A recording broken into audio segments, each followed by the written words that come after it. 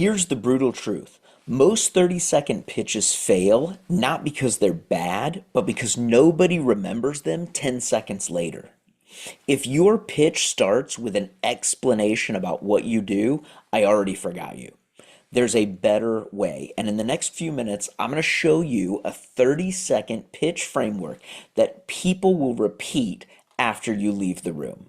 Because getting people to remember you, not explaining what you do, is the real way to win with your pitch.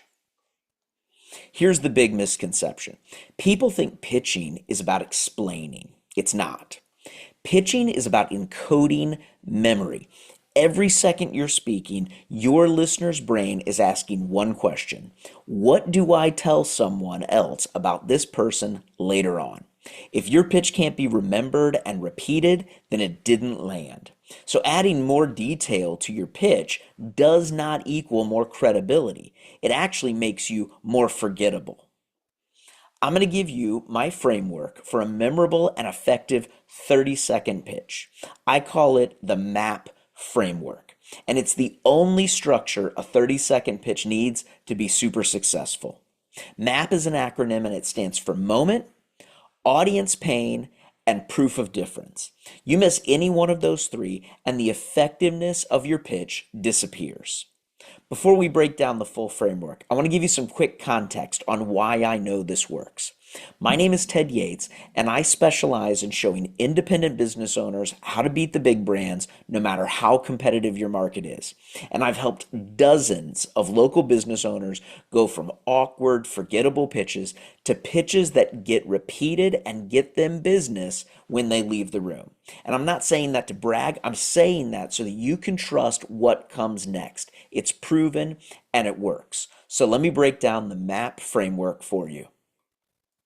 The moment is all about pattern interruption. It's the line that makes someone lean in and go, wait, what? Here's some examples. We help companies stop bleeding money without layoffs. Or we turn dead email lists into revenue in 14 days. Notice how both of those create this sense of, wait, I need to hear how you do that. They both use words that are kind of triggering: bleeding money, layoffs, dead email lists, revenue in 14 days. These are concepts that make people lean in and listen to what comes out of your mouth next. If you start with your title or your credentials or even your company name, all of that is less important than creating this moment of pattern interrupt. Think about it this way.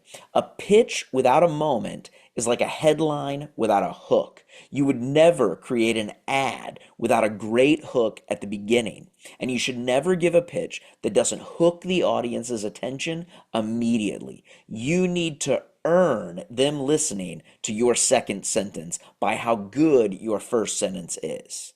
So your job is to write one sentence for the beginning of your pitch that would make someone in that room want to interrupt you, to raise their hand and say, wait a minute, what did you just say? Or to make that audience ask themselves, I wonder how she does that. I heard an awesome pitch by a personal trainer a few months ago, and she started by saying that she could show anyone how to get the results they want by working out just 15 minutes 3 times a week. And I heard 15 minutes and I was like, what? How? Now, I don't know about you, but it sure made me want to ask her about it after the meeting. And I still remember that pitch. That's how you create a moment. Next, you've got to hit on an audience pain. And this is where most people lose their memorability. They start to describe what they do instead of describing the hurts that they solve. Write this one down. People remember pain before product. Let me give you an example. Feel the difference in these two statements. Imagine that I'm giving a standard business to business pitch. And if you've ever sat through one of these, this is going to feel familiar, okay? First, the bad. We offer AI-powered workflow solutions. Here's a better version. Most teams lose 6 hours a week to tools they hate. See how that gets straight to the pain point, I honestly don't care about your AI powered workflow solutions, but I care a whole lot about losing 6 hours a week to tools I hate. Here's the key standard. Can your pitch make someone raise their hand and say, "Yep, that's me"? If you can speak to a condition or a circumstance or a moment of pain, people will remember you and they will feel a connection to you. Now, let's talk about the last part of the MAP framework, and that's proof of difference. The key here is that proof is not about bragging or your credentials. It's about contrast. And you don't need numbers, you just need specifics. So instead of saying something generic like, our software is better than our competitors, you want to say something like, everyone else sells software, we install systems teams love to use. See the clear contrast in those two statements? Figure out what specific language you can use for your business to contrast your business from all of your competitors. And definitely avoid using jargon or fancy words because it makes people's brains shut off. They ignore it. Specific language beats impressive language every single time. So let's pull all this together live, okay? Here's a moment in a real pitch. Most local businesses are invisible online. They post constantly but get zero leads. That's my audience pain. And now my proof of difference. We turn content into booked calls without wasting money on paid ads. Now, those three lines all together are about 14 seconds. That leaves you plenty of time left to share your name and exactly how people can connect with you afterwards.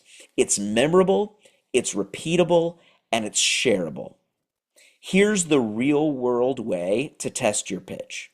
Write your pitch down and then deliver it to a friend who knows you and will be honest with you about it, but who doesn't really know that much about what you do. And then after you deliver it, ask them, how would you explain what I do to a friend? And if they can't nail it, you rewrite the pitch until they can. Memorability is the metric that matters here. Now let's lock it in. 30-second pitches need three things. One, a moment that interrupts. Two, an audience pain people will recognize. And three, proof that you're different. No jargon, no rambling, no annoying. Well, what I do is. Remember, your pitch isn't for you. It's for the story people tell when you're not there.